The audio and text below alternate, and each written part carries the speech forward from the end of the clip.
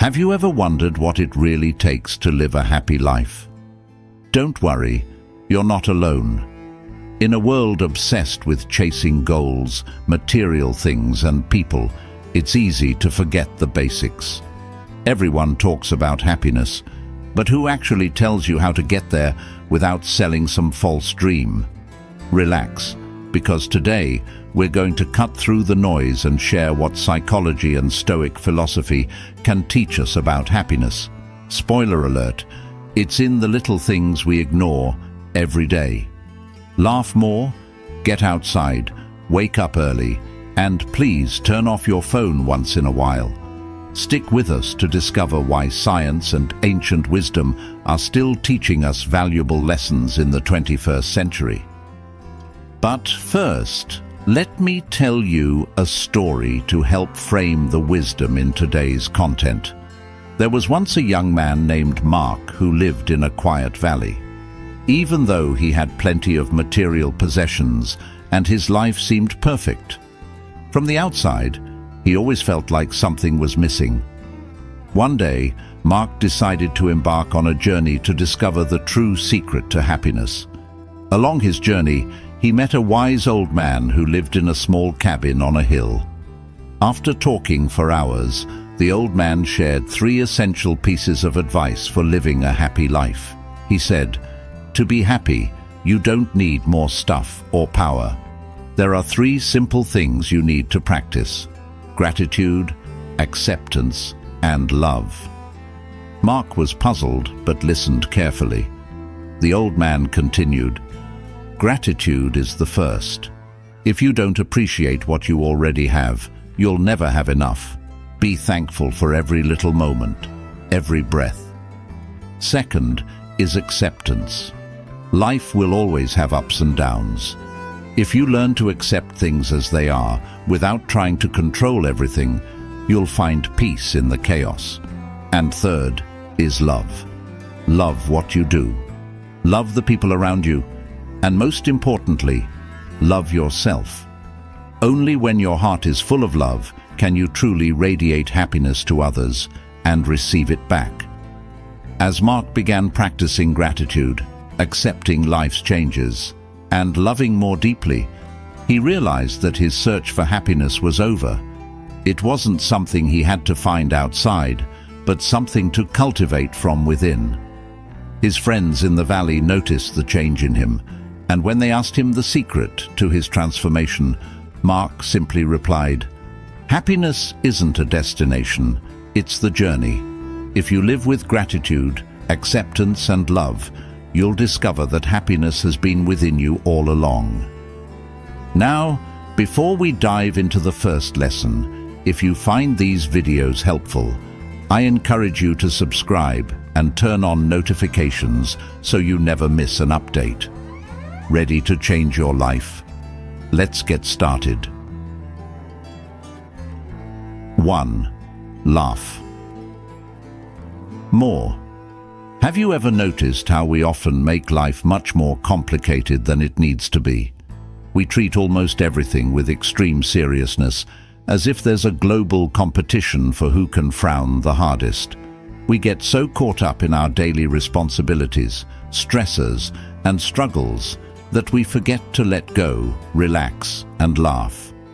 But here's the thing, science and ancient wisdom both agree that laughter isn't just a feel-good action. It's actually an essential tool for maintaining your well-being, both mentally and physically.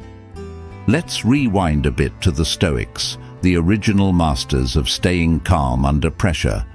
At first glance, they might not seem like the kind of people who would embrace laughter.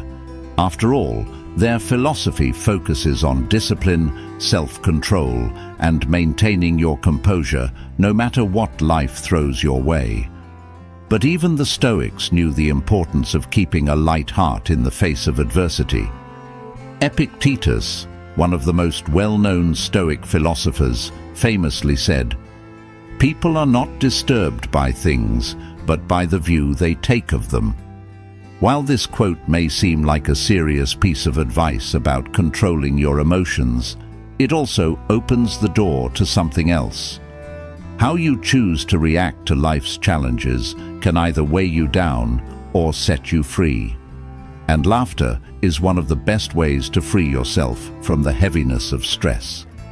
Laughter might seem like a small, insignificant act, but it's incredibly powerful. When we laugh, our brains release a cocktail of feel-good chemicals like endorphins and serotonin, which help us cope with pain and elevate our mood. On top of that, laughter actually reduces the amount of cortisol and adrenaline in our system. These two hormones are the ones that surge when we're stressed, putting us in a state of fight or flight. By laughing, we lower their levels, which in turn reduces the physical effects of stress on our bodies. Essentially, laughter is like hitting the reset button on our nervous system. It calms us down, makes us feel more in control, and even helps us sleep better. Imagine life as a roller coaster, full of unexpected twists, sudden drops, and the occasional heart-pounding moment that makes you question everything. When you laugh, it's like fastening the safety harness on that roller coaster ride. It doesn't make the ups and downs disappear, but it helps you feel secure and able to handle whatever comes next. This is exactly what laughter does for our emotions. It acts as a buffer, helping us bounce back from stressful situations with a sense of resilience. Dr. Lee Burke from Loma Linda University conducted extensive research on the effects of laughter on the human body. What he found was pretty amazing. Laughter works like a natural stress reliever. His studies showed that even a few moments of genuine laughter could lower blood pressure, boost the immune system, and reduce the production of stress hormones. In other words, laughter isn't just a quick fix for a bad mood. It's a long-term strategy for protecting your health. But what if you don't feel like laughing? What if the pressures of daily life make it hard to find joy or humor in anything? Here's where the Stoic mindset comes in again. Stoicism teaches us that while we can't always control the external events in our lives, we can control how we respond to them. Choosing to laugh, even in tough situations, is a form of control. It's a conscious decision to look for the lighter side of life, to not let hardships drag us down completely. And don't worry, laughter isn't just for those who have a naturally great sense of humor. Anyone can benefit from it. In fact, research has shown that even forced laughter, like in laughter yoga or therapy, can have the same positive effects on the brain and body as spontaneous laughter. In a study published by the Journal of Alternative and Complementary Medicine, cancer patients who participated in laughter therapy reported feeling less depressed, more hopeful, and better equipped to face their challenges. Think about that for a second. People going through one of the toughest battles of their lives found relief and strength in laughter. If they can, so can you. So how can you incorporate more laughter into your daily life? Start small. Don't wait for the perfect joke or a hilarious movie. Instead, find humor in the little things. Laugh at your own mistakes. Laugh at the absurdity of certain situations. Laugh at the memes your friends send you, even if they're not that funny. The key is to let yourself experience joy and amusement as often as possible. Every time you laugh, you're training your brain to focus on the positive and let go of the negative, even if just for a moment. Let's put it into perspective. Say you're stuck in traffic, late for an important meeting. You can either sit there, fuming at the cars in front of you, or you can laugh at the ridiculousness of the situation. Maybe turn on a funny podcast or think about something that made you smile earlier in the day. By choosing laughter, you take control of the situation. Sure, it won't get you to your meeting any faster, but it will reduce the stress and frustration that come with feeling helpless. Laughter isn't just a way to pass the time or fill awkward silences. It's a tool a skill you can develop over time to help you navigate life's inevitable ups and downs. And it doesn't take much. Even just a few minutes a day of genuine laughter can do wonders for your mental and physical health. So the next time life feels a little too heavy, remember that laughter is a choice. It's a tool that's always within your reach, ready to help you lighten your load. And as the ancient saying goes, laughter is the best medicine, even when it feels like the world is giving you nothing to smile about. Don't underestimate the power of a good laugh. It might just be the key to living a happier, healthier, and more balanced life. 2. Get outside and connect with nature. Think about your typical day for a second. How much of it do you spend indoors, surrounded by screens, artificial lighting, and recycled air? Modern life has this weird way of keeping us trapped inside. We're glued to our phones, locked into our desks, and by the time the day ends, it can feel like we haven't experienced the world at all. But here's the thing. Humans weren't designed to live this way. For centuries, we thrived by being outdoors, connected with nature, and living in sync with the natural rhythms of the earth. So why have we moved so far away from that? The Stoics believed in aligning ourselves with nature. In fact, one of the core principles of Stoicism is living in harmony with the natural world. As Marcus Aurelius once wrote, "Nature does not hurry, yet everything is accomplished." This means that nature has its own pace, its own way of functioning, and when we align ourselves with it, life becomes more peaceful and balanced. But how do we reconnect with nature when our modern lives seem designed to keep us away from it? Let's start with the simple act of going outside. It might sound trivial, but spending time in nature, whether that's a park, a beach, or even your own backyard, has profound effects on your mental and physical health. Numerous studies have shown that being outdoors can lower stress levels, improve mood, and even boost creativity. According to a study published in Environmental Health Perspectives, spending just 20 minutes in a natural setting can significantly reduce cortisol levels, the hormone that's responsible for stress. Think about that. 20 minutes of fresh air, sunlight, and greenery can have more impact on your stress than most relaxation techniques. It's no wonder that people who live near parks or forests tend to be healthier and report higher levels of happiness than those who live in more urban environments. Now you might be thinking, "I'm too busy to go outside every day," or "I live in the city, where can I even find nature?" But reconnecting with nature doesn't have to mean going on a week-long camping trip or hiking through a forest, though if you can do that, even better. It can be as simple as taking a walk around your neighborhood, finding a park bench to sit on for a few minutes, or even just opening your windows to let in fresh air and natural light. The goal is to break the monotony of indoor life and give your mind and body a chance to reset. There's a term for this: forest bathing. Originating in Japan, it's the practice of spending time in the forest to improve health and well-being. Studies have shown that forest bathing can lower blood pressure, improve immune function, and increase energy levels. And here's the best part: you don't need an actual forest to benefit from it. The same principles apply when you're simply surrounded by trees, plants, or even just natural elements like water or wind. When was the last time you felt a real connection to the earth? When did you last feel the breeze on your face, hear the rustling of leaves, or smell freshly cut grass?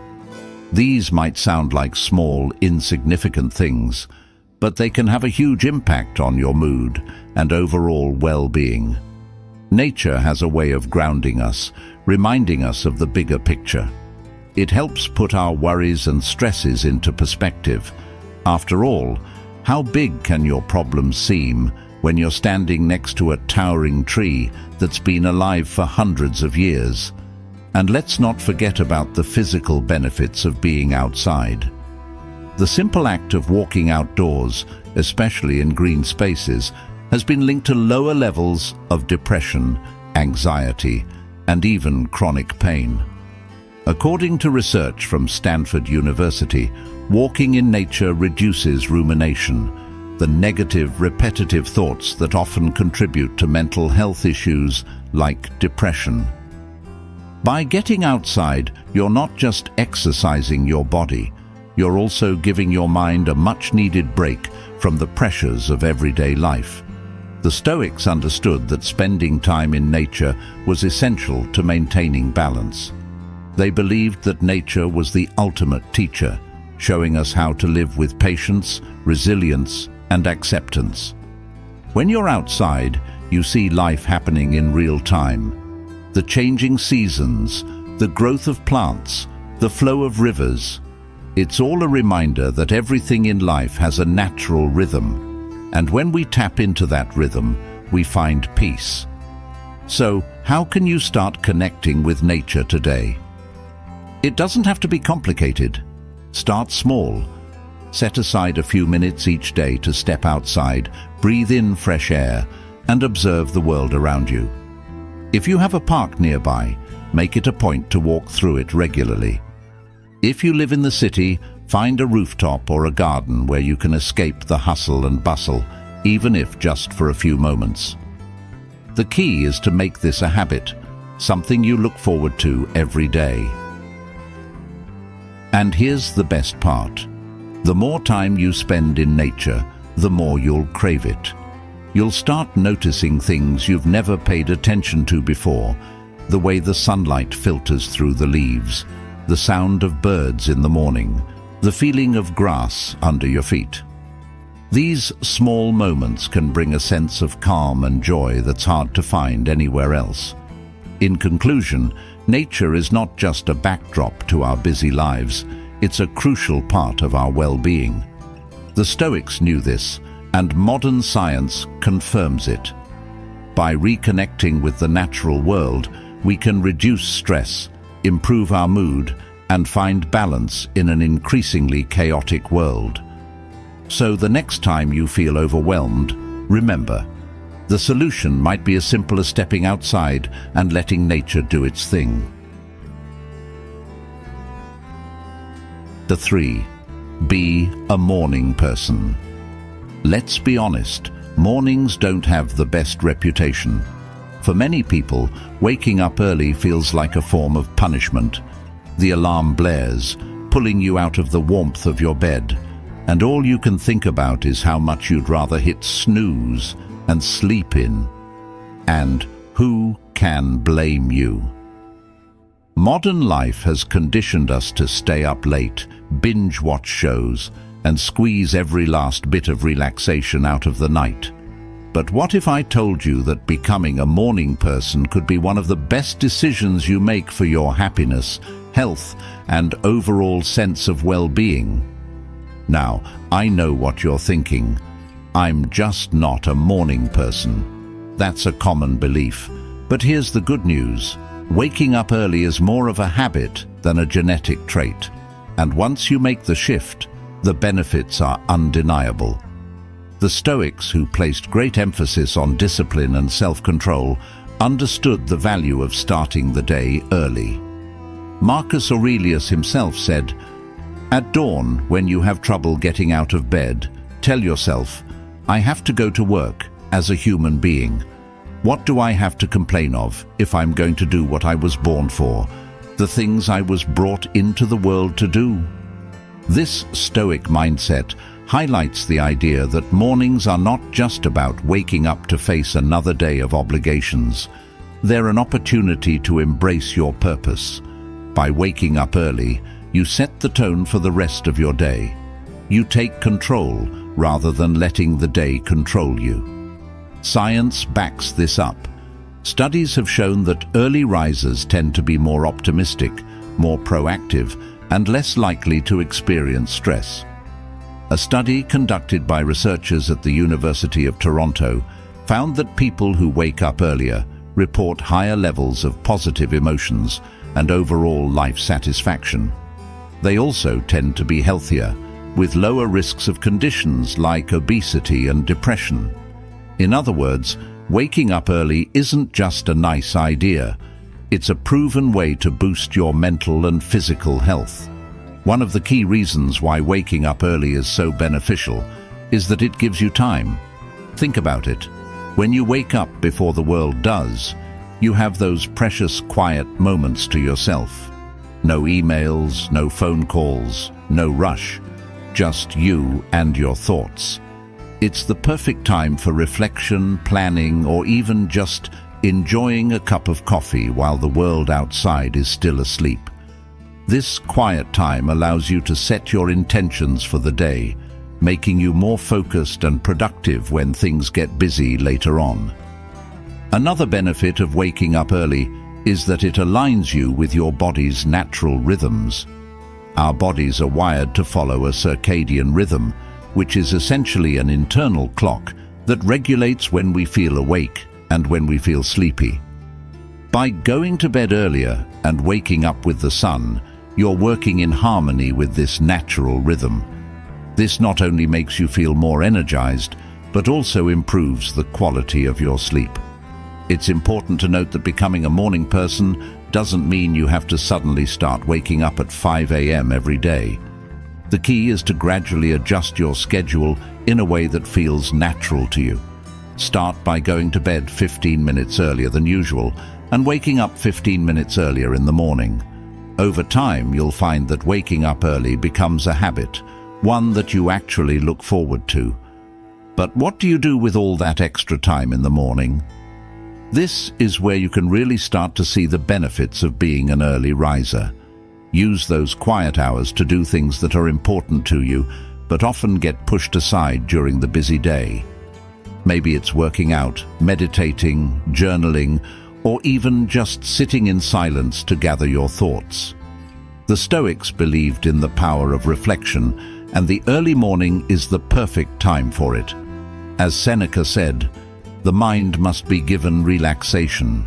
It will rise improved and sharper after a good break." One thing that can help you get out of bed in the morning is having something to look forward to. This doesn't have to be anything big. Maybe it's the simple pleasure of enjoying a peaceful breakfast, going for a walk, or starting the day with a good book. Having a positive reason to get up can make those early hours feel like a reward rather than a chore. Now, I know mornings can be tough at first.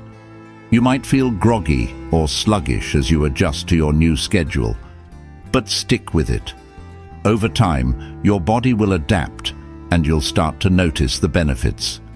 You'll have more energy, feel more in control of your day, and experience less stress. And the best part, you'll have more time to do the things that matter to you without the constant rush of everyday life. Let's not forget the practical side of being a morning person either. When you wake up early, you're ahead of the game. You have time to get organized, tackle tasks, and even handle potential problems before they escalate. Instead of feeling like you're constantly playing catch-up, you'll find yourself in a proactive mindset, ready to take on the challenges of the day with confidence. In conclusion, becoming a morning person isn't about being perfect or following a strict schedule. It's about creating space in your day for the things that bring you joy and fulfillment. By waking up early, you give yourself the gift of time.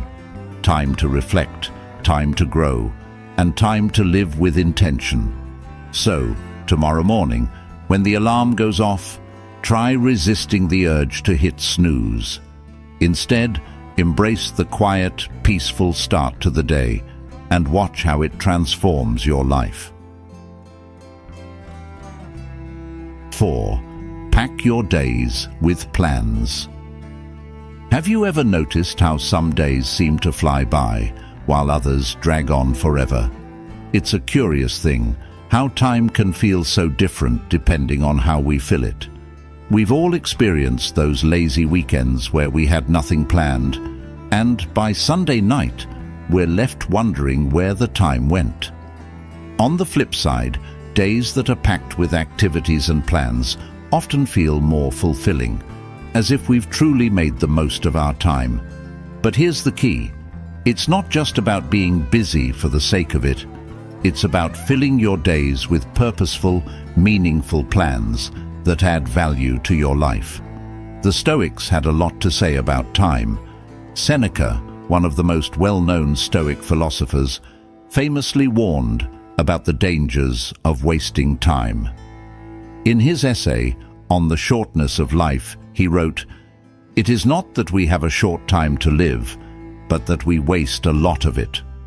The Stoics believed that time was one of our most valuable resources, and that we should use it wisely, with intention and purpose. But how do we do that in today's fast-paced world, where it's so easy to get distracted or overwhelmed? Let's start by considering what it means to pack your day. We're not talking about filling every minute with mindless tasks or running yourself ragged with never-ending to-do lists. Instead, it's about being intentional with your time, planning activities that bring you joy, fulfillment, and growth. It's about creating a balance between productivity and spontaneity, making room for both structured plans and unexpected opportunities. Think of your time like a bank account. Every day, you're given a limited amount of hours, and it's up to you how you spend them. Some people save their time by doing nothing, thinking they're preserving their energy or avoiding stress. But in reality, time that isn't spent with purpose is often time wasted. The Stoics would argue that we should be investing our time wisely, spending it on activities that nourish our minds, bodies, and relationships. Studies have shown that people who plan their days tend to feel more satisfied with how they spend their time. According to research published in the Journal of Experimental Psychology, people who engage in goal setting and planning report higher levels of happiness and a greater sense of control over their lives. This is because having a plan gives us a sense of direction. When you know what you want to accomplish, it's easier to stay focused, motivated, and on track. But let's be clear, this isn't about turning your life into a rigid schedule. It's important to leave room for spontaneity and relaxation too. In fact, overscheduling yourself can lead to burnout, which is the opposite of what we're aiming for. The goal is to find a balance. By planning your day with intention, you give yourself the freedom to enjoy each moment, rather than feeling like time is slipping away.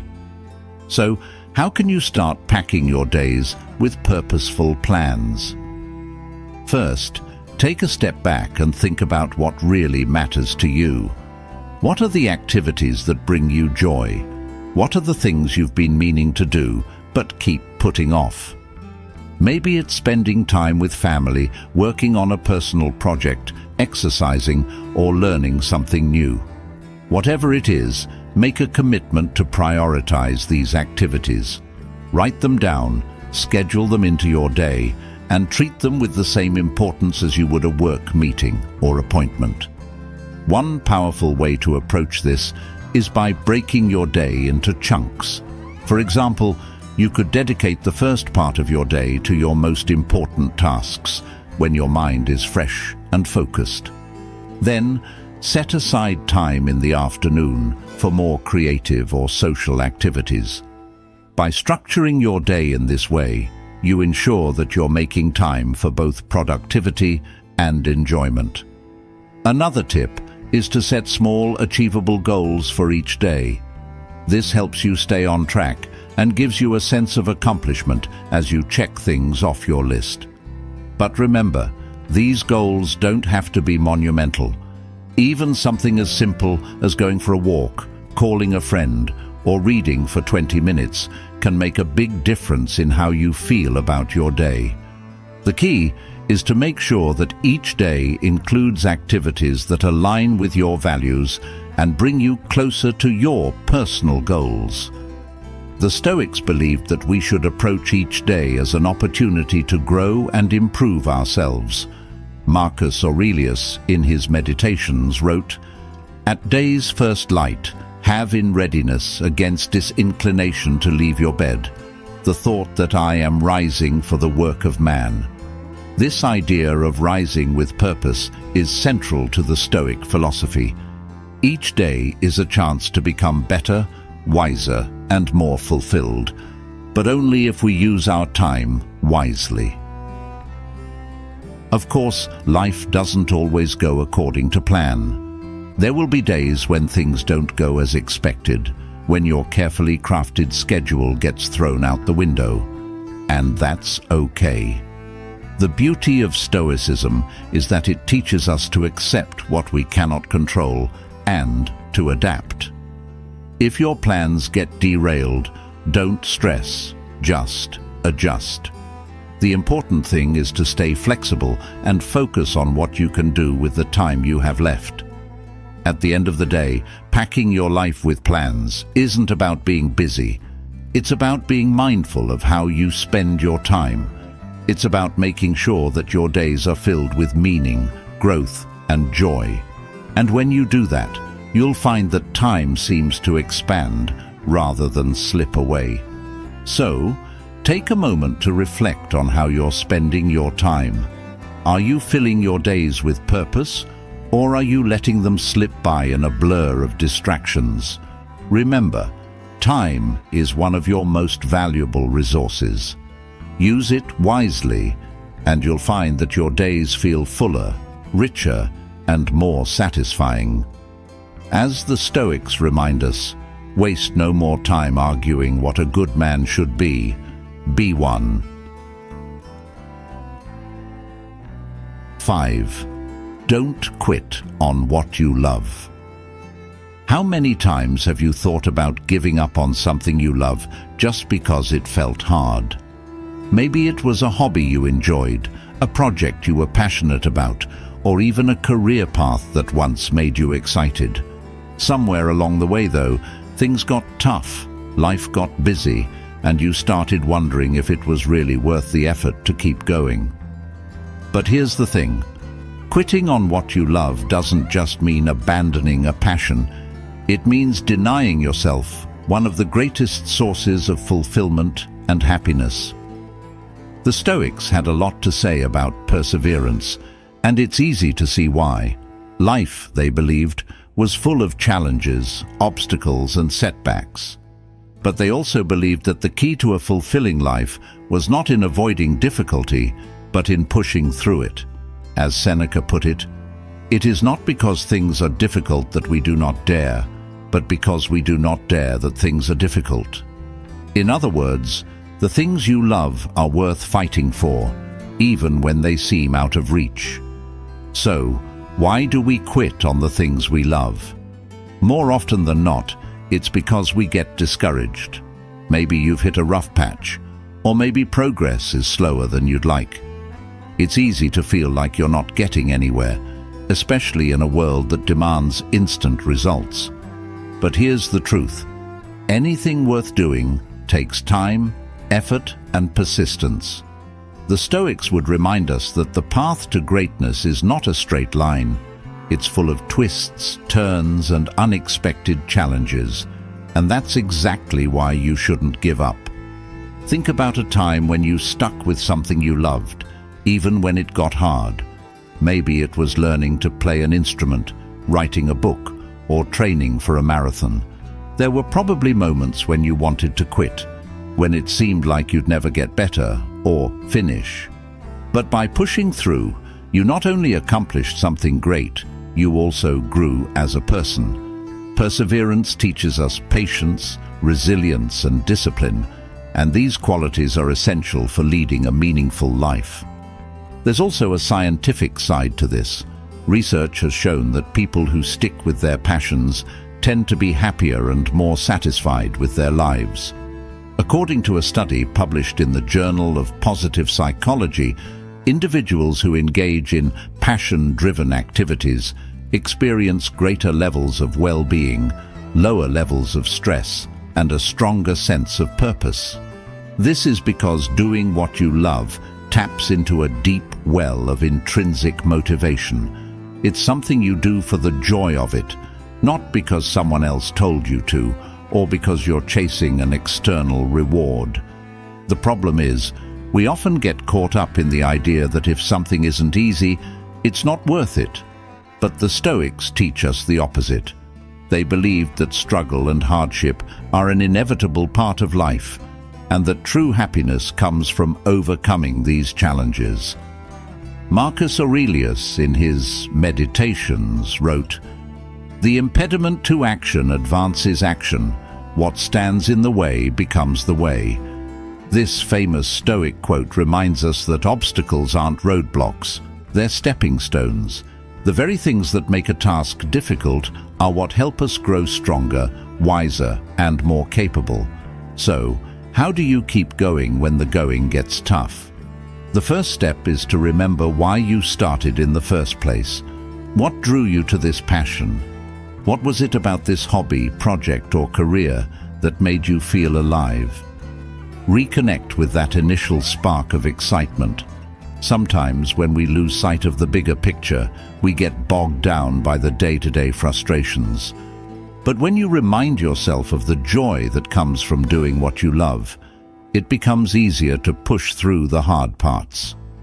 Another important thing to remember is that progress doesn't always look the way we expect it to. You might not see results right away, and that's okay.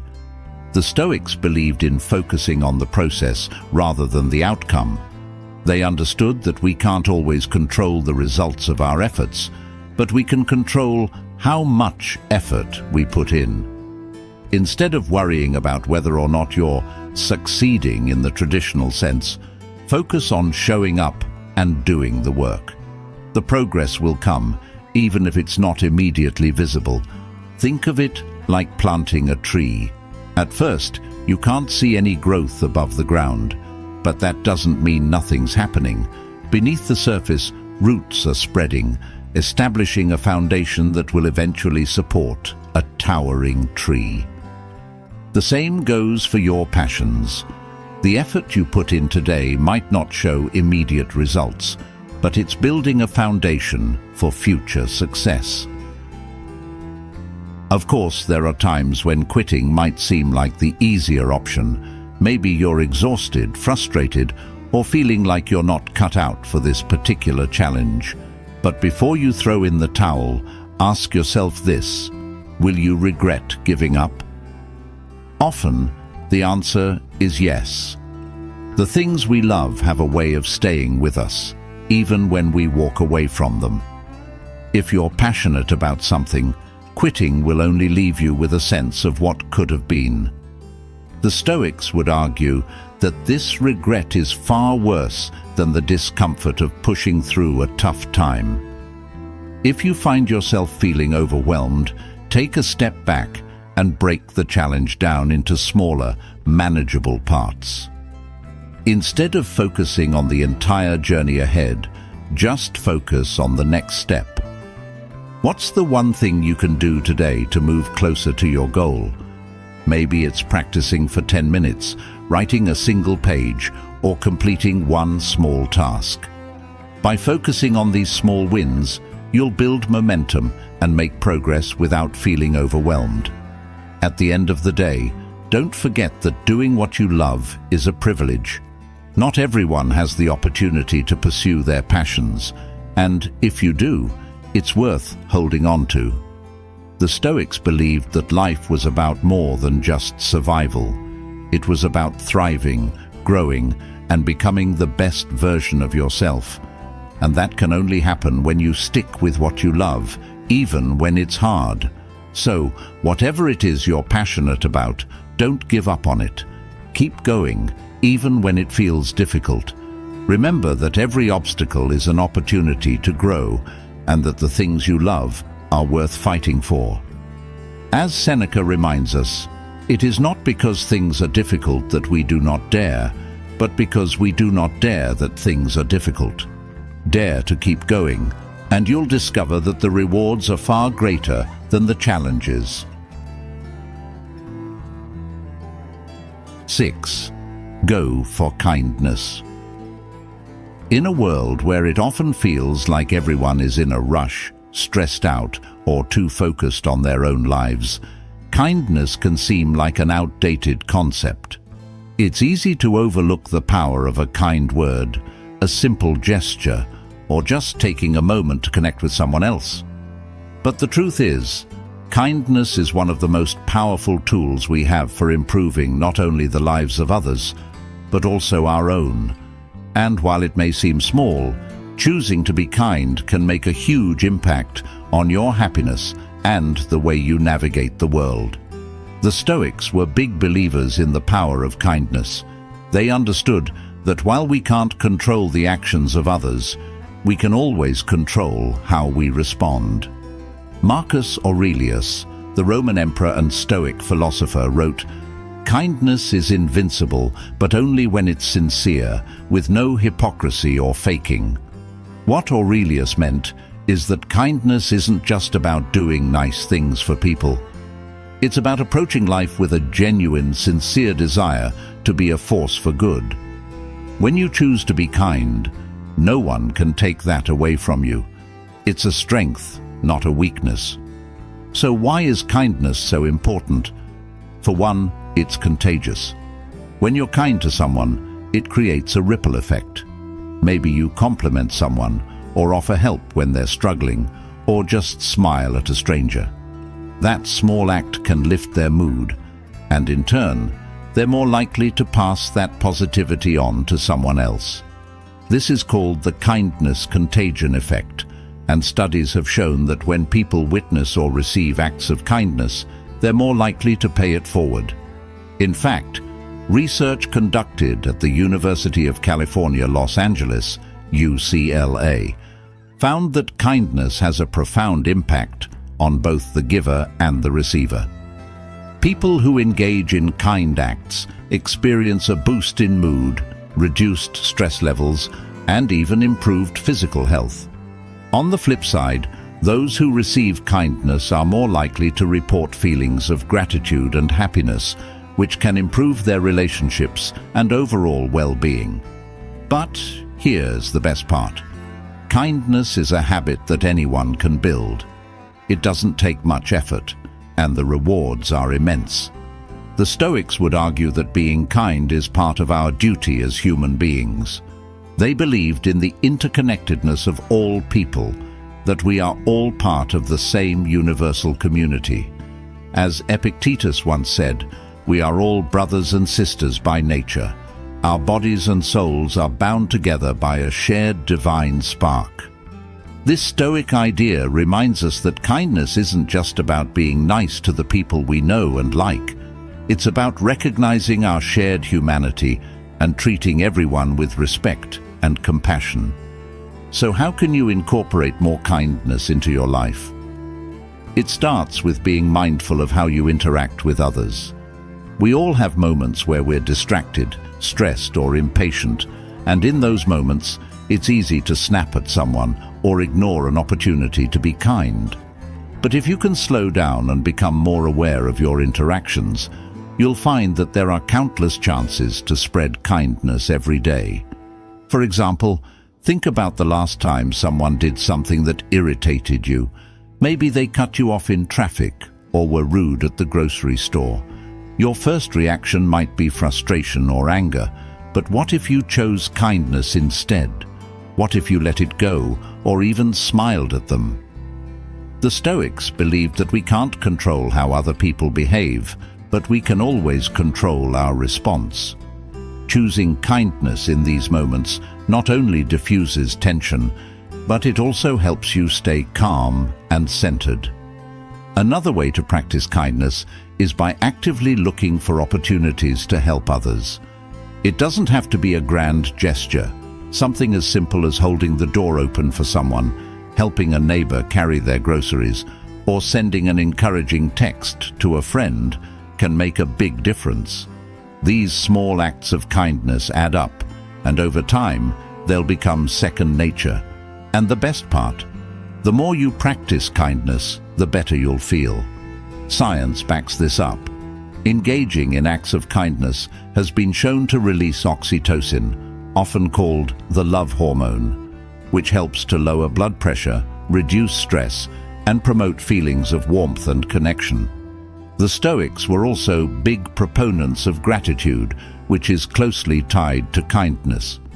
When you're kind to others, you're acknowledging the good in your own life and the world around you. It's a reminder that no matter what challenges you're facing, there's always an opportunity to make someone else's day a little brighter. Seneca, one of the most influential Stoic philosophers, wrote, "Wherever there is a human being, there is an opportunity for kindness." This simple truth highlights how kindness is always within our reach. It's a choice we can make at any time, in any situation. Of course, being kind doesn't mean being a pushover or letting people take advantage of you. The Stoics were firm believers in maintaining boundaries and standing up for yourself when necessary. Kindness, when practiced sincerely, comes from a place of strength, not weakness.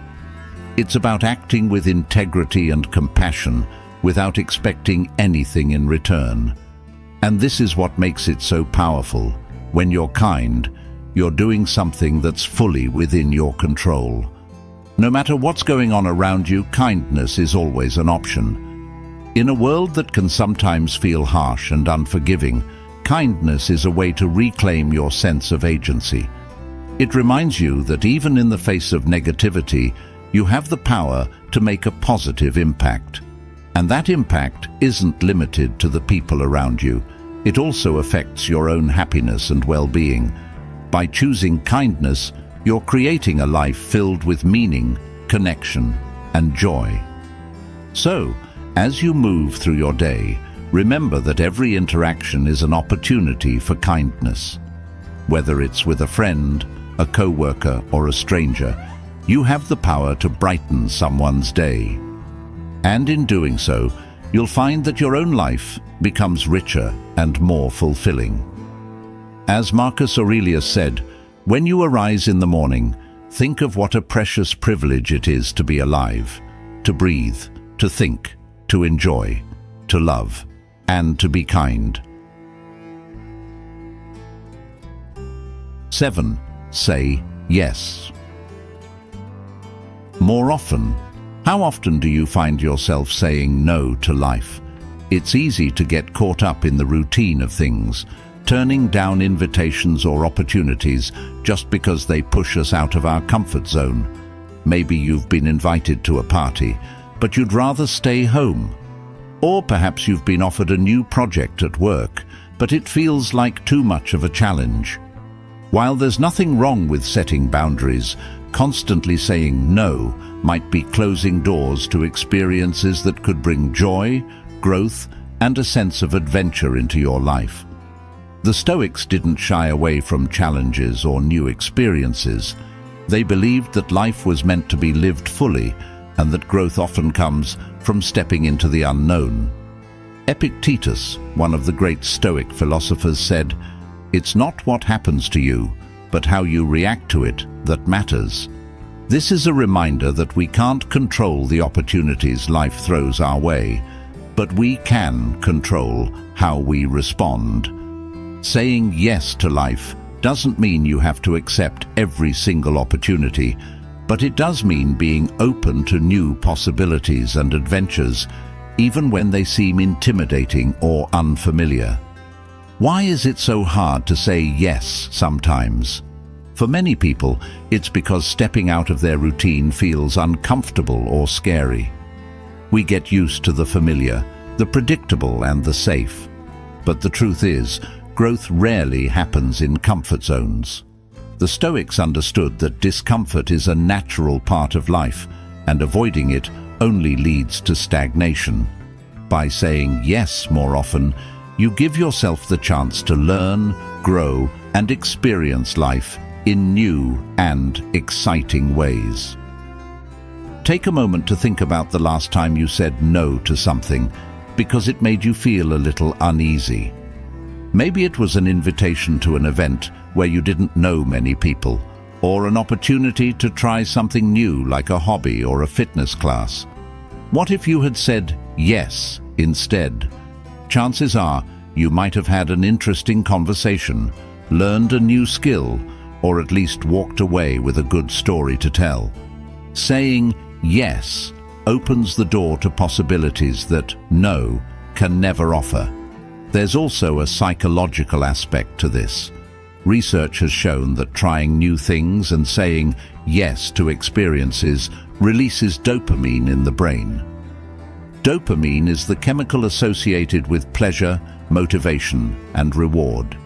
In other words, the very act of stepping out of your comfort zone can make you feel happier and more fulfilled. When you say yes to new experiences, you're not just expanding your horizons, you're also giving your brain a boost of positivity. Now, this doesn't mean you have to say yes to everything. Boundaries are important, and it's okay to turn down things that don't align with your values or priorities. But if you find that you're saying no out of habit, fear, or laziness, it might be time to reconsider. Life is full of opportunities, and many of them only come around once. By saying yes, you're embracing the unknown and opening yourself up to the potential for growth, adventure, and happiness. The Stoics believed that we should approach life with openness and curiosity.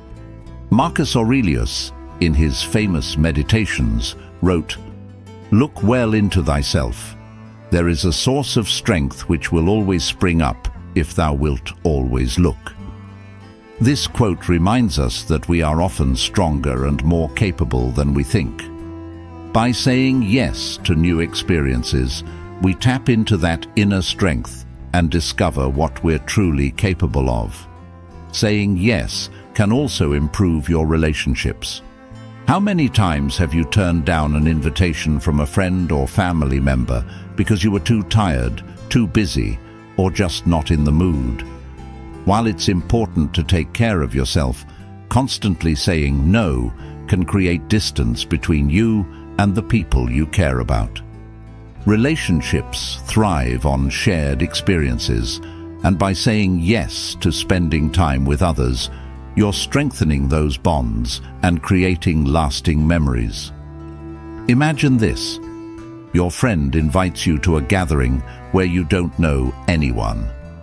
Your first instinct might be to decline. After all, who wants to be the awkward person at a party? But what if you said yes instead? You might meet someone new, discover a shared interest, or just have a fun night out. The point is, you'll never know what's possible unless you give it a try. The same goes for opportunities at work or in your personal life. Maybe you've been asked to take on a new project or learn a new skill, but you're hesitant because it feels like too much of a challenge. The Stoics would tell you to embrace that challenge. They believed that adversity is not something to be avoided, but something to be embraced. As Epictetus said, difficulties are things that show a person what they are. When you say yes to challenges, you're giving yourself the chance to grow, learn, and develop new strengths. Of course, saying yes doesn't mean things will always go smoothly. You might try something new and fail. You might attend an event and feel out of place. But that's okay. The Stoics remind us that it's not the outcome that matters, it's the effort. By saying yes, you're engaging with life in a way that's proactive and adventurous. And even if things don't go as planned, you'll have learned something valuable along the way. One of the great benefits of saying yes more often is that it builds confidence. The more you step outside of your comfort zone, the more you realize that you're capable of handling whatever life throws your way. Each new experience, whether it's a success or a failure, adds to your personal growth. Over time, you'll find that you're more willing to take risks, try new things, and embrace change with confidence and excitement. In conclusion, saying yes more often is about embracing life's opportunities with an open heart and mind. It's about stepping out of your comfort zone and allowing yourself to grow through new experiences. The Stoics believed that life was meant to be lived fully, and that means being willing to take risks, face challenges, and say yes to the unknown. So, the next time an opportunity comes your way, whether it's big or small, pause before you automatically say no. Ask yourself, what could I gain from this? How might this experience help me grow? You might just find that saying yes leads to a richer, more fulfilling life. 8. Turn off your phone. Sometimes, how often do you find yourself glued to your phone? You might be checking emails, scrolling through social media, or just killing time with a game. But before you know it, hours have passed, and you've barely noticed the world around you. In today's hyper-connected world, our phones have become an extension of ourselves. While technology brings countless benefits, the constant stream of notifications, messages, and distractions can rob us of something far more valuable: our presence in the moment. The simple act of turning off your phone can be a radical yet effective way to reclaim your time, focus, and well-being. The Stoics didn't have smartphones, but they understood the importance of being fully present. They believed that distraction was one of the greatest obstacles to living a good life. As Seneca once said, "He who is everywhere is nowhere." In other words, when our attention is divided, we aren't truly experiencing anything fully. And this is exactly what happens when we're constantly attached to our phones. We miss out on the richness of the present moment, on genuine interactions with the people around us, and even on the peace that comes with solitude. So, why is it so hard to turn off our phones? For many people, it's because phones have become a source of comfort, entertainment, and even validation. We check our phones out of habit, looking for the next bit of information or distraction to fill the silence. But while this constant connection might feel good in the short term, it often leads to increased stress, anxiety, and a sense of being overwhelmed. A study published in the Journal of Behavioral Addictions found that excessive smartphone use is linked to higher levels of anxiety, depression, and sleep disturbances. The constant need to stay connected, to be in the loop, can take a toll on both mental and physical health. The solution? Turn it off. It's that simple.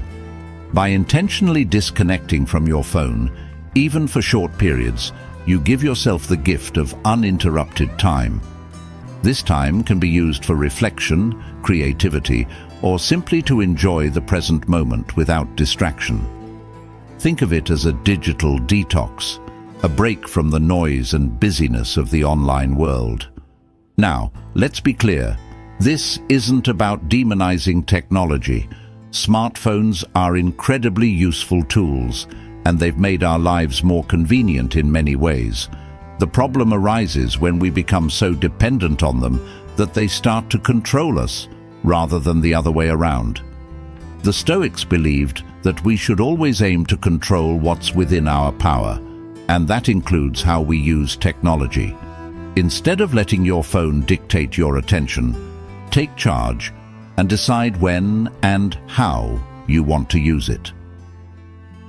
One of the most effective ways to start is by setting specific times during the day when you turn off your phone. For example, try turning it off during meals, when you're spending time with loved ones, or before bed. This allows you to fully engage in the present moment without the constant temptation to check your screen. Over time, you'll find that these moments of disconnection become something you look forward to, an opportunity to recharge and refocus. Another powerful practice is to have phone-free periods throughout the day. These can be as short as 15 minutes or as long as a couple of hours. During this time, focus on being fully present in whatever you're doing, whether that's going for a walk, reading a book, or simply sitting in silence. The Stoics often emphasized the importance of solitude and reflection. They believed that taking time to be alone with your thoughts was essential for self-improvement and inner peace. Marcus Aurelius, in his Meditations, wrote, "Nowhere can man find a quieter or more untroubled retreat than in his own soul." Turning off your phone creates the space for this kind of retreat, a chance to reconnect with yourself and the world around you. Turning off your phone also improves your relationships. Have you ever been in a conversation with someone who kept glancing at their phone? It doesn't feel good, does it? That's because divided attention signals to the other person that they aren't your priority. When you put your phone away during conversations, you're showing the other person that you value their time and presence. This small act of mindfulness can strengthen your connections and lead to more meaningful interactions.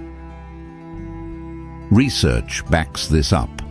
A study published in the Journal of Social and Personal Relationships found that the mere presence of a phone during a conversation, whether it's being used or not, can reduce the quality of social interactions.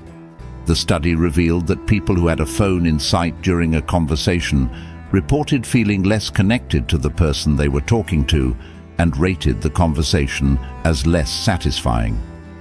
By turning off your phone, you eliminate this distraction and allow for deeper, more genuine connections with the people in your life. But turning off your phone doesn't just benefit your relationships, it also benefits your productivity. We often think that being constantly connected makes us more efficient. But the reality is that multitasking, like checking your phone while working, actually reduces productivity. When we switch between tasks, our brains need time to refocus, which means we're less efficient than if we had focused on one thing at a time. By turning off your phone during work or important tasks, you eliminate distractions and allow yourself to fully concentrate. This leads to higher quality work and a greater sense of accomplishment. And let's not forget the importance of sleep. One of the biggest culprits of poor sleep quality is screen time before bed. The blue light emitted by phones interferes with the production of melatonin, the hormone that regulates sleep. Studies have shown that people who use their phones right before bed have a harder time falling asleep and experience lower quality sleep overall. By turning off your phone at least 30 minutes before bed, you're giving your brain the chance to unwind and prepare for restful sleep. In conclusion, turning off your phone, even for short periods, is one of the simplest yet most effective ways to improve your well-being. The Stoics believed that presence, mindfulness, and self-control were key to living a good life, and turning off your phone aligns perfectly with these principles. It's not about rejecting technology altogether. It's about using it mindfully, in a way that enhances your life rather than detracts from it. So, the next time you feel overwhelmed by notifications or distracted by your screen, take a deep breath, turn off your phone, and reconnect with the present moment. You might be surprised at how much more peaceful and fulfilling life feels when you're not constantly plugged in.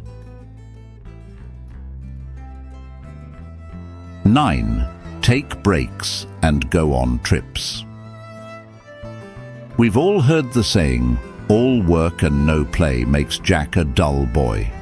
While it might sound cliché, it couldn't be more accurate. In today's fast-paced world, many of us have become so focused on productivity and meeting deadlines that we forget the importance of taking breaks and stepping away from our routines. Whether it's a simple break during your workday or an actual vacation, Giving yourself time to recharge is essential for both your mental health and overall well-being. The Stoics, despite their reputation for resilience and toughness, understood the importance of rest and renewal. They believed that balance was key to a good life. Seneca, in his writings, often discussed how taking time for leisure, what the Romans called otium, was essential for living wisely. He said, "True happiness is to enjoy the present without anxious dependence upon the future." In other words, taking time to relax and appreciate life in the moment is a crucial part of happiness and contentment. So why is it that so many of us find it hard to take breaks? Often we're caught up in the mindset that productivity is the most important thing, and that stepping away, even briefly, is a waste of time. But here's the truth. Rest is not the opposite of productivity. It's a necessary part of it. By taking breaks, you're giving your brain and body the time they need to recharge, which makes you more effective in the long run. Let's start with the simple idea of taking short breaks during your workday. Research has shown that our brains aren't designed to focus for long stretches of time without rest. In fact, studies suggest that after about 90 minutes of continuous work, our cognitive function starts to decline. This is where the power of breaks comes in. By stepping away from your tasks, even for just 5 or 10 minutes, you allow your brain to reset, making you more focused and creative when you return to work. But taking breaks doesn't just improve your productivity, it also boosts your mood and reduces stress. One study conducted by the University of Illinois found that taking brief breaks during tasks helps maintain performance and reduce mental fatigue. This is especially true if your break involves some kind of physical activity, like a short walk. Even just stepping outside to get fresh air can work wonders for your mental clarity and energy levels. The Stoics would agree that being mindful of your body and its needs is key to maintaining balance in life. Beyond daily breaks, there's another level of rest that's equally important: vacations. And no, vacations aren't just a luxury, they're a necessity for long-term well-being. Taking a trip, whether it's a weekend getaway or a longer vacation, allows you to completely disconnect from your daily responsibilities and recharge on a deeper level. When you remove yourself from your usual environment, you gain a fresh perspective and return with more energy and creativity. Studies have shown that vacations reduce stress, improve mental health, and even make us more productive when we return to work. According to research published in the Journal of Happiness Studies, people who take vacations experience a significant boost in happiness and well-being, both during and after their trip. And the benefits aren't just short-term. People who take regular vacations tend to have lower levels of stress and better overall life satisfaction. But here's where the Stoic mindset comes in. It's not about escaping your problems or responsibilities. The Stoics believed that life should be lived in harmony with nature, which means taking time to rest and recharge is part of living in accordance with your natural rhythms. Marcus Aurelius himself took breaks from his demanding role as emperor, often retreating to nature or spending time in solitude to reflect and renew his spirit. These moments of pause weren't about shirking responsibility. They were about preparing himself to return to his duties with more clarity and focus.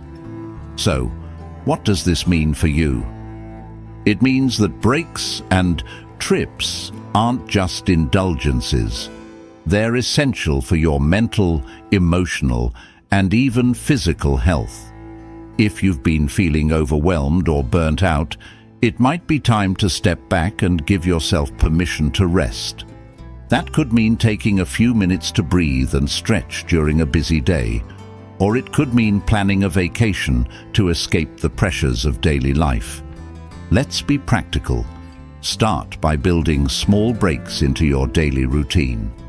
Set an alarm or a reminder to take a short walk, do some stretches, or just close your eyes and breathe deeply for a few minutes. These micro breaks may seem insignificant, but they can make a huge difference in your productivity and mood. Over time, you'll start to notice that you're more focused, less stressed, and better able to handle the demands of your day. And when it comes to vacations, don't put them off until you're completely burnt out. Plan them regularly, even if they're short trips.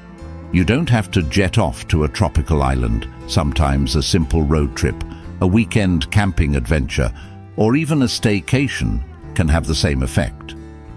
The key is to disconnect from your daily responsibilities and allow your mind and body to fully relax. In addition to the mental and emotional benefits, taking trips also broadens your perspective. When you travel, you're exposed to new cultures, new ideas, and new ways of seeing the world. This can be incredibly enriching and can help you return to your life with fresh insights and renewed energy. The Stoics believed in expanding one's mind and understanding the world as a whole.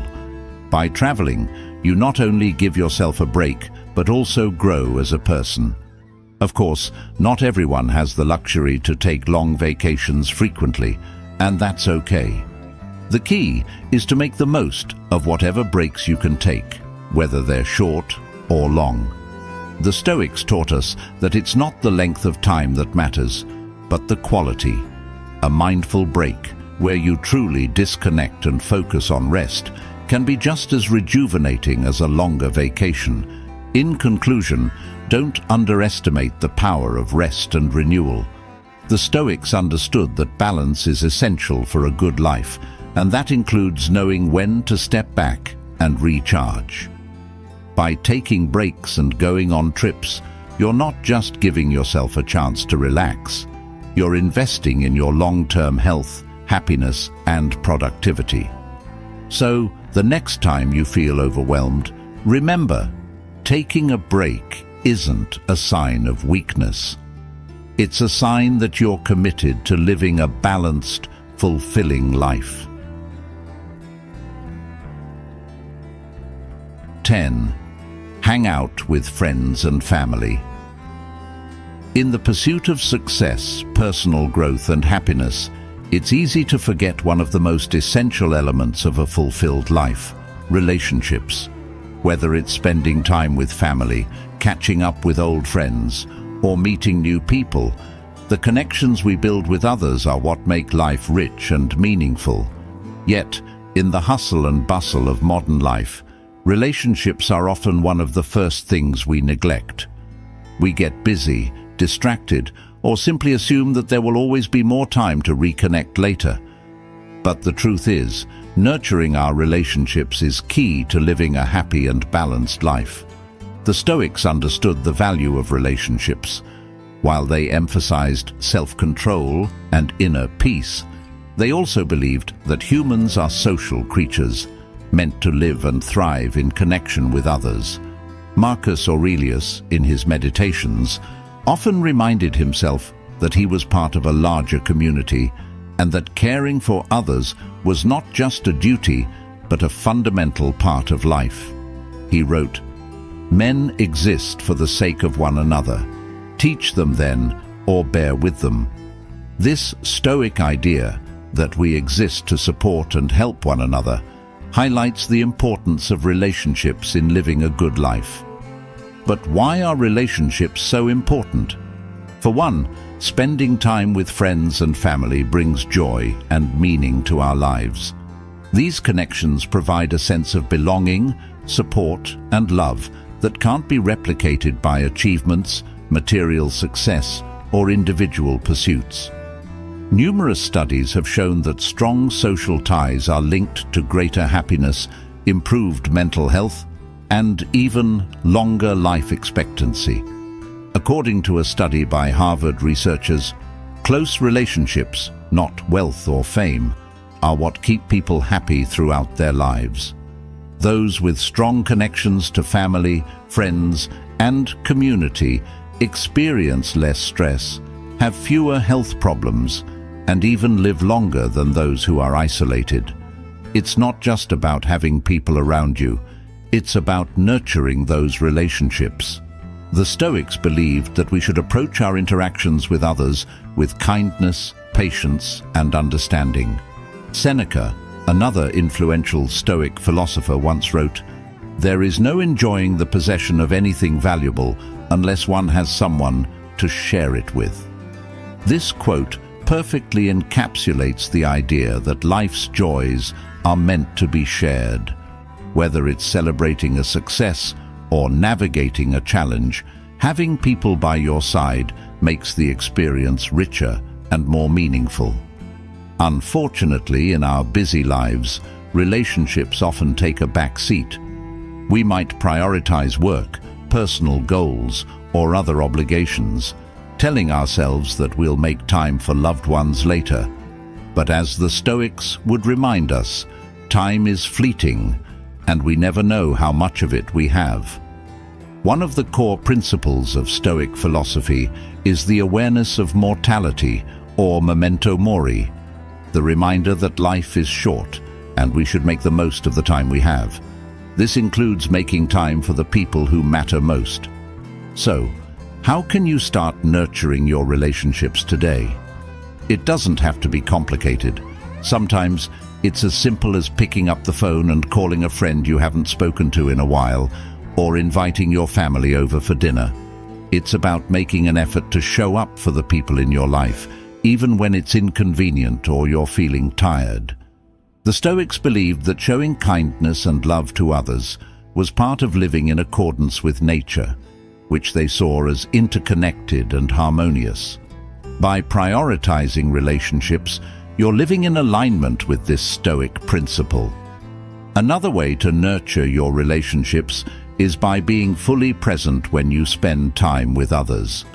In today's digital age, it's easy to be physically with someone, but mentally somewhere else, checking your phone, thinking about work, or worrying about your to-do list. But the Stoics taught that true presence, being fully in the moment, is essential to living a good life. When you're with loved ones, make an effort to put away distractions and focus on the conversation, the laughter, or just the shared silence. This kind of presence not only strengthens your relationships, but also brings you peace and fulfillment. It's also important to remember that relationships aren't always easy. Even with the people we love the most, there will be disagreements, misunderstandings, and moments of frustration. The Stoics were well aware of this. They believed that while we can't control how others behave, we can control how we respond. Marcus Aurelius often reminded himself to approach difficult people with patience and empathy, understanding that everyone is doing the best they can with the knowledge and abilities they have. This doesn't mean accepting mistreatment, but rather approaching challenges in relationships with a sense of compassion and understanding. And it's not just about receiving love and support. Giving to others is equally important. The Stoics believed in contributing to the well-being of others as part of our duty as human beings. Helping others, whether it's through small acts of kindness or being there for someone during a difficult time, not only strengthens your relationships, but also brings a sense of fulfillment and purpose to your own life. When we support others, we create a ripple effect of positivity that extends beyond ourselves. So, how can you incorporate this Stoic wisdom into your relationships? Start by making time for the people who matter. Reach out, make plans, and show up, whether it's for a quick coffee with a friend or a long phone call with a family member. Prioritize these moments, because they're the ones that will stay with you long after the workday is over or the project is complete. And when you're with others, be present, listen, engage, and appreciate the connection you're building in that moment. In conclusion, relationships are at the heart of a happy, meaningful life. The Stoics understood this, and modern science confirms it. While it's important to focus on personal growth and individual achievements, it's equally important to invest in the people around you.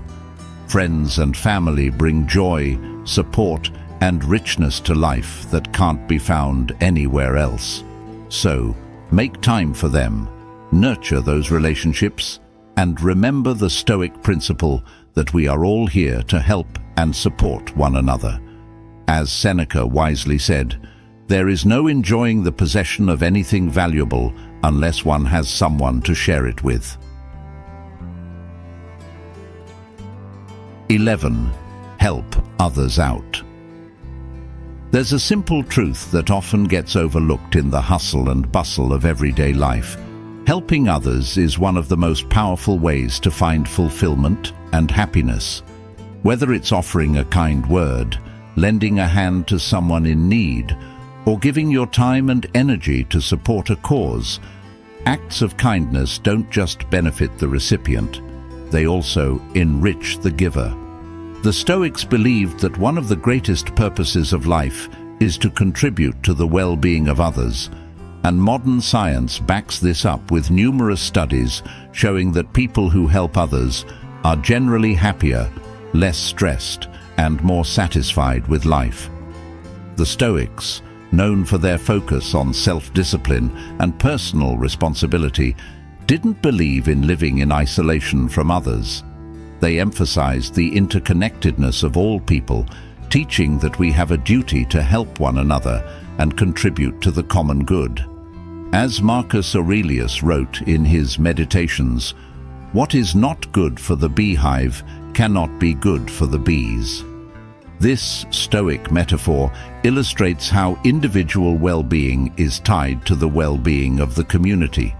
Helping others is not just an act of charity, it's an essential part of living a harmonious and meaningful life. But why is helping others so important, both from a Stoic perspective and in terms of modern psychology? For one, helping others provides a sense of purpose. When you assist someone, whether it's a friend, a family member, or even a stranger, you shift your focus away from your own problems and concerns. This doesn't mean your own struggles disappear, but it gives you a break from constantly thinking about yourself. By focusing on someone else's needs, you gain perspective, often realizing that your own challenges aren't as overwhelming as they seemed. Research supports this idea. Studies have shown that people who regularly engage in acts of kindness or volunteer work experience lower levels of stress and anxiety. A study conducted by the American Psychological Association found that people who help others, whether through formal volunteering or small acts of kindness, report greater life satisfaction and mental health. This is because helping others activates the brain's reward system, releasing feel-good chemicals like dopamine and oxytocin, which boost mood and reduce stress. In a way, helping others is a natural way to improve your own well-being. The Stoics believed that virtue was the highest good, and that one of the most virtuous things you can do is to act in service of others. They understood that while we can't control everything in life, we can control how we respond to the needs of others. This is where the concept of pro-social behavior comes into play. By choosing to be kind, generous, and helpful, you're exercising your own moral strength, practicing the Stoic principle of focusing on what is within your control. But helping others isn't just about grand gestures or significant acts of charity. The Stoics would argue that even the smallest act of kindness can make a big difference. Seneca, in his letters, spoke often about how the little things, listening to someone, offering a bit of advice, or simply being patient with someone's faults, are powerful acts of virtue. These everyday moments of kindness can have a ripple effect, improving not only the lives of those around you, but also creating a more compassionate and connected community. Think about a time when someone helped you.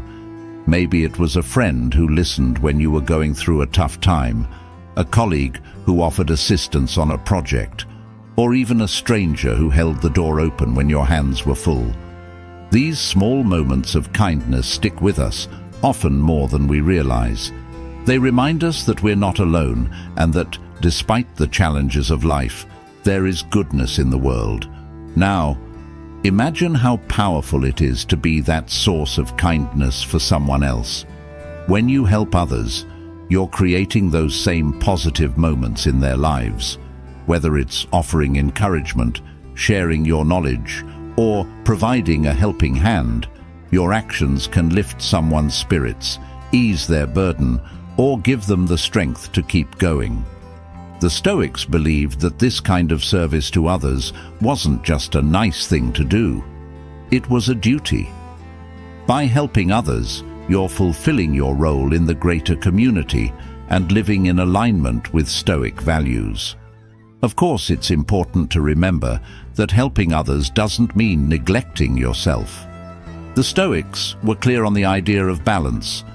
While it's essential to be generous and kind, it's equally important to take care of your own needs. You can't pour from an empty cup, as the saying goes. In fact, helping others can be more fulfilling when you're in a good place yourself, when you're rested, healthy, and mentally strong. This is why the Stoics often spoke about the importance of self-care as a foundation for serving others. So, how can you start helping others in a way that aligns with your life and values? It doesn't have to be complicated. Sometimes the simplest actions have the most profound effects. Start by looking for opportunities in your everyday life to offer kindness or support. This could be as simple as checking in on a friend, offering to help a neighbor, or even just being more mindful of the needs of the people around you. The Stoics believed that helping others was about being aware of the moment and acting with intention. Don't wait for the perfect opportunity to make a big difference. Look for the small ways you can contribute every day. Another way to help others is by volunteering your time or resources to a cause you care about. Whether it's supporting a local charity, mentoring someone who could benefit from your experience, or even donating to a cause that resonates with you, these acts of service are deeply fulfilling. Not only do they help others, but they also give you a sense of purpose and connection to something larger than yourself. Helping others also has a long-term impact. Acts of kindness and generosity create a ripple effect that can extend far beyond the immediate moment. When you help someone, you might inspire them to help someone else, creating a chain of positive actions that can spread throughout a community or even across generations. The Stoics believed that this kind of interconnectedness was fundamental to the human experience. We're all in this together, and by helping each other, we build a stronger, more resilient society. In conclusion, helping others is one of the most fulfilling things you can do, not just for those you help, but for yourself as well. The Stoics knew that life is about more than just personal achievement. It's about contributing to the well-being of those around you. By offering kindness, support, and service, you're living in alignment with Stoic values and creating a life that's rich with meaning and purpose. As Marcus Aurelius reminds us, the fruit of this life is a good character and acts for the common good. So, look for opportunities to help others, no matter how small, and watch how it transforms both your life and the lives of those around you.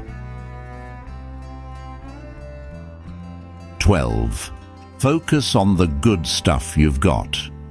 It's easy to get caught up in what we don't have.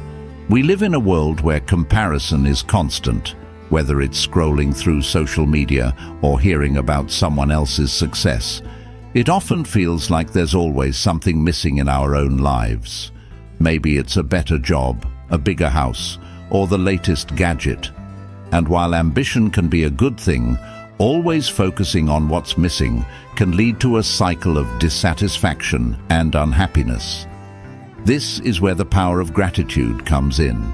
By focusing on the good stuff you've already got, you shift your perspective and start to appreciate the richness of your life as it is right now. The Stoics were big on gratitude. They believed that contentment didn't come from getting more, but from appreciating what you already have. As Seneca wisely said, "It is not the man who has too little, but the man who craves more, that is poor." This Stoic teaching reminds us that constantly chasing after more will never lead to happiness. True wealth, according to the Stoics, is found in being satisfied with what you have and in making the most of the present moment. But why is it so hard to focus on what we have? For one, human nature tends to focus on what's lacking.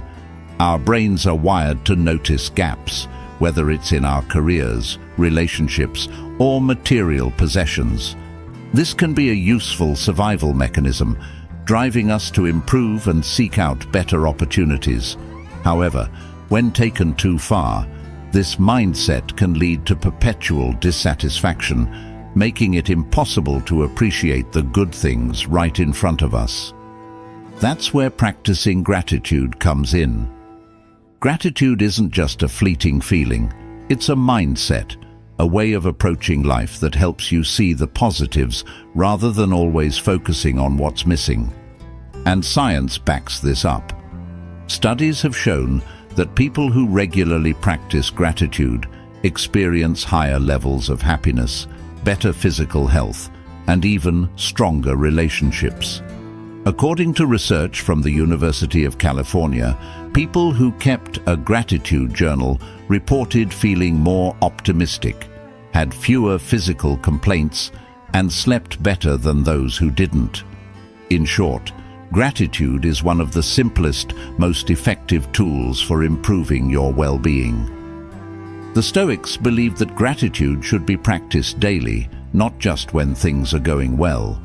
Marcus Aurelius, in his meditations, often reminded himself to be grateful for the simplest things: waking up, having food to eat, being surrounded by loved ones. He understood that life is full of challenges and uncertainties, but by focusing on the good in each moment, we can cultivate a sense of peace and contentment no matter what's happening around us. He wrote, "Do not indulge in dreams of having what you have not, but reckon up the chief of the blessings you do possess, and then thankfully remember how you would crave for them if they were not yours."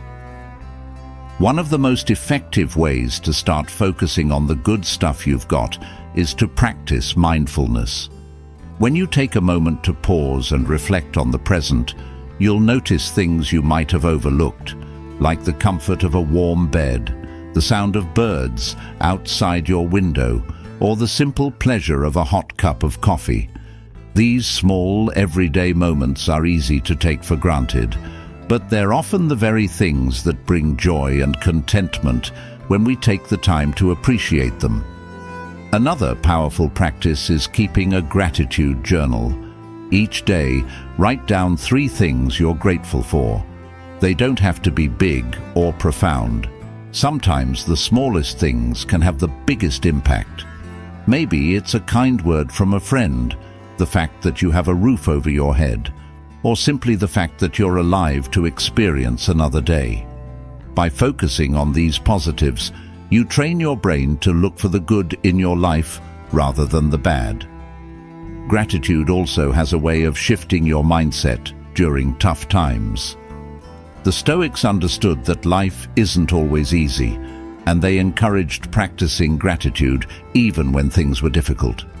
Epictetus, one of the most well-known Stoic philosophers, taught that we should be grateful not only for what we have, but for the challenges we face, as they offer opportunities to grow stronger.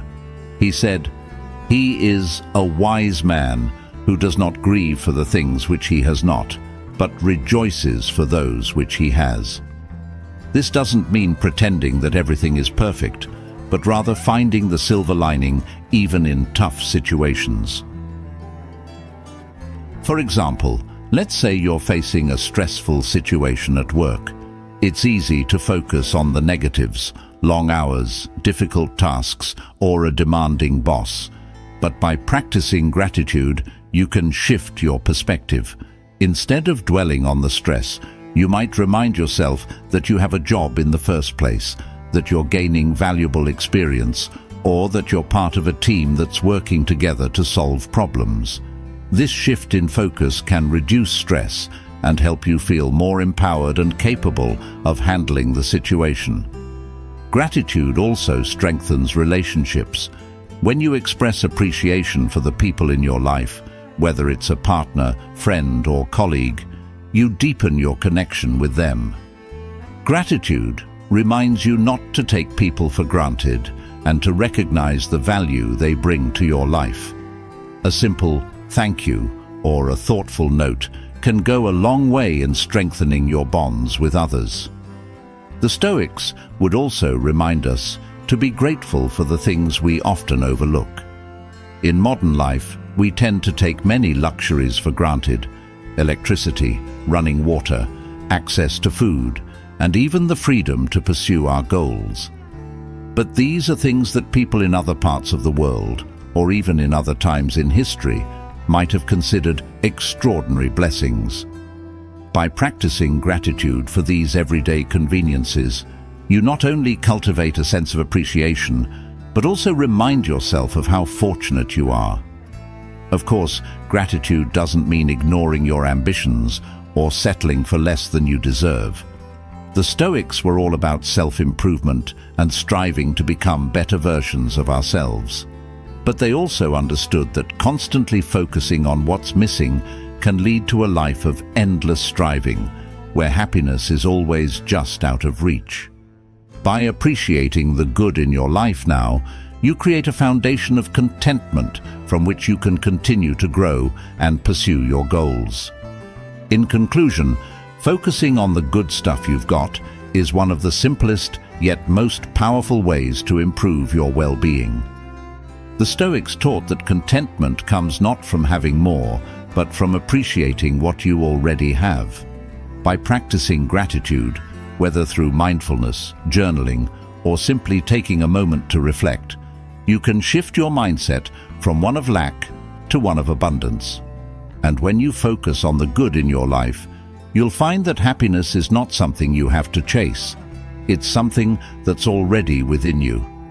As Seneca reminds us, true happiness is to enjoy the present without anxious dependence upon the future.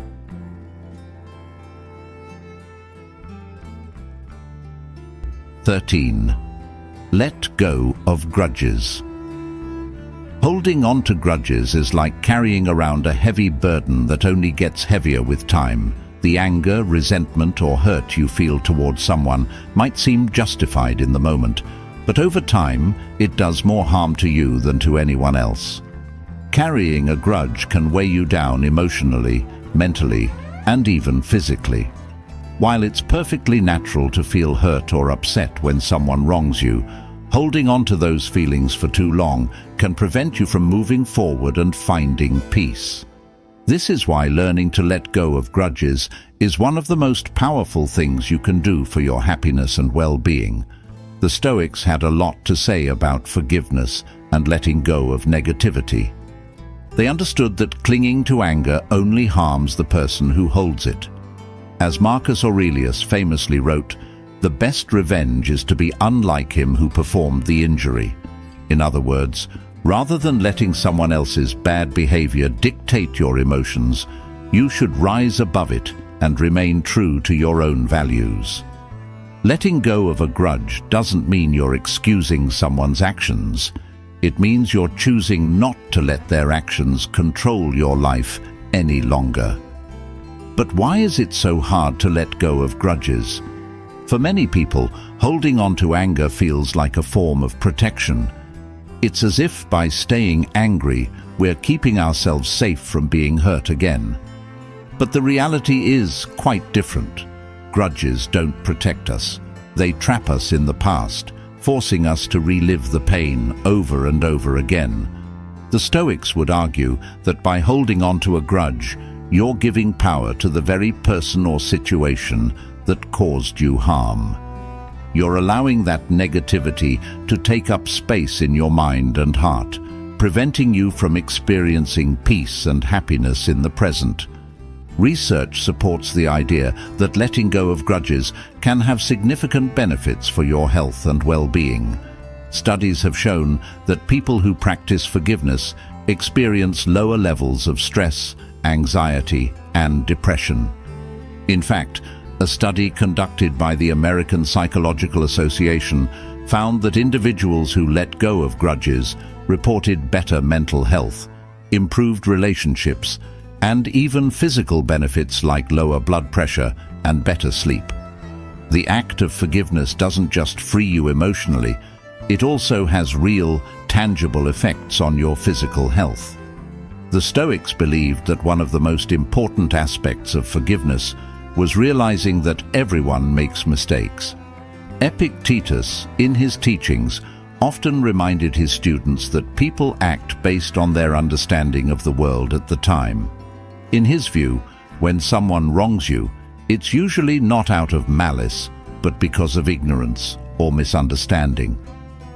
By recognizing that others are human, prone to errors and poor judgment, you can approach situations with more compassion and less anger.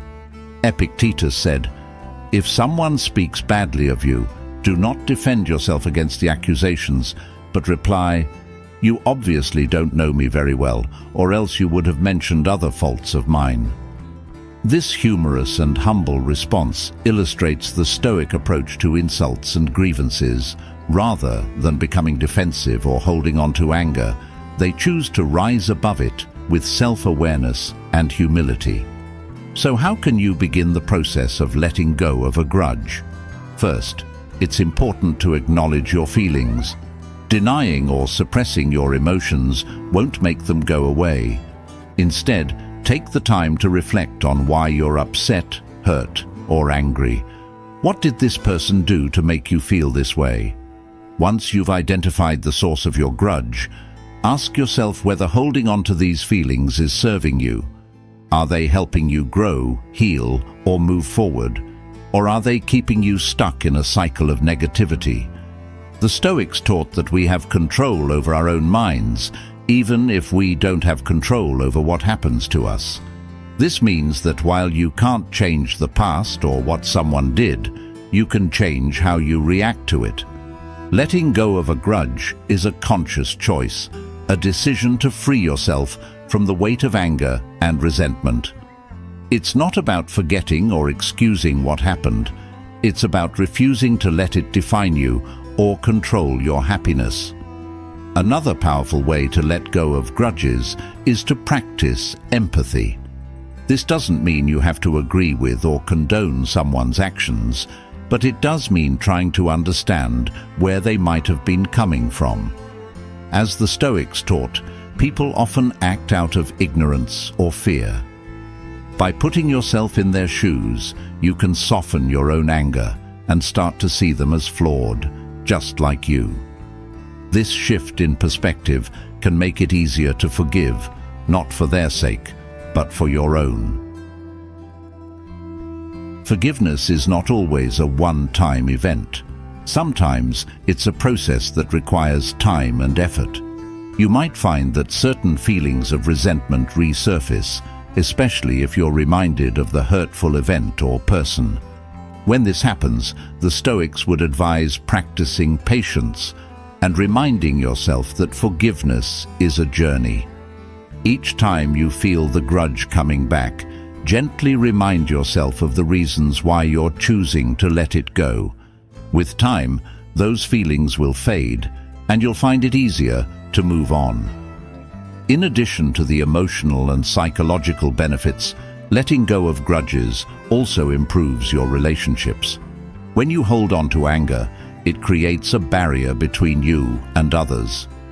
Even if the grudge isn't directly related to the people in your life, Carrying that negativity can affect how you interact with them. By letting go of grudges, you create more space for love, connection, and positivity in your relationships. You'll find that you're more patient, more understanding, and more open to deepening your connections with others. The Stoics also believed that letting go of grudges helped you maintain your inner peace. They understood that true peace comes from within, not from external circumstances, but from how you choose to respond to them. By releasing grudges, you're reclaiming your peace and choosing to focus on what you can control, your own thoughts and actions.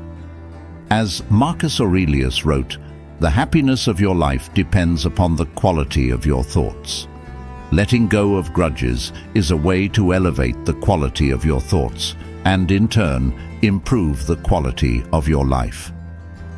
In conclusion, letting go of grudges is one of the most liberating and empowering things you can do for yourself. The Stoics taught that clinging to anger only harms the person who holds it, and modern science confirms this. By choosing to forgive and release your resentment, you're not just freeing yourself from the past, you're creating space for peace, happiness, and personal growth in the present. Remember that forgiveness is a process, and it doesn't happen overnight. But each time you choose to let go, you're taking a step toward a more peaceful, fulfilled life. As Marcus Aurelius said, "The best revenge is to be unlike him who performed the injury." By letting go, you're reclaiming your power and choosing a life of peace over one of bitterness. We've covered 13 powerful lessons rooted in both Stoic philosophy and practical wisdom, all aimed at helping you live a happier, more fulfilled life. From laughing more and connecting with nature, to letting go of grudges and saying yes to life's opportunities, these principles remind us of the importance of balance, mindfulness, and self-improvement. Happiness, as the Stoics would argue, is not something we stumble upon by chance. It's something we cultivate through our daily actions, our mindset, and the way we engage with the world around us. One of the most significant takeaways from Stoic philosophy is the idea that happiness comes from within. It's not determined by external circumstances, achievements, or possessions, but by how we choose to think, feel, and respond to life's challenges. The Stoics teach us that we have control over our own minds, even if we can't control everything that happens to us. By focusing on what's within our power, our thoughts, our actions, and our attitudes, we can create a foundation for lasting happiness, regardless of what life throws our way. Each of the 13 points we've explored is a tool for building this foundation. Laughing more reminds us to not take life too seriously, while connecting with nature helps us find peace in simplicity. Becoming a morning person gives us a sense of purpose and structure to start the day, while packing our days with plans helps us live with intention and direction. Persevering in what we love and practicing kindness enriches our lives and those around us, while saying yes to new opportunities opens doors to growth and adventure. We also learned the importance of disconnecting from technology to be more present, taking breaks to recharge, and nurturing our relationships with friends and family, all of which contribute to a balanced, fulfilling life. Helping others out, focusing on gratitude, and letting go of grudges are all powerful ways to shift our mindset from negativity to positivity, from stress to peace. Throughout these lessons, we've seen that Stoicism isn't about suppressing emotions or living a life devoid of joy. Instead, it's about embracing the full spectrum of life's experiences with wisdom, resilience, and compassion. It's about recognizing that while we can't control everything, we can control how we respond, and that response determines the quality of our lives. So, what's the next step? How do you start applying these lessons to your life? The beauty of Stoic philosophy is that it's practical and adaptable. You don't need to overhaul your entire life overnight. Start small. Pick 1 or 2 lessons that resonate with you the most and focus on incorporating them into your daily routine. Maybe it's taking more time to laugh, reconnecting with nature, or practicing gratitude before bed. Whatever it is, remember that happiness is a journey, not a destination. It's something you cultivate over time through consistent practice and reflection. The Stoics also emphasize the importance of reflection and self-awareness. Take time each day to reflect on your actions, your thoughts, and your emotions. Ask yourself, how did I respond to challenges today? Did I focus on the good in my life, or did I get caught up in what I'm lacking? Am I living in alignment with my values, or am I letting distractions and external pressures dictate my actions?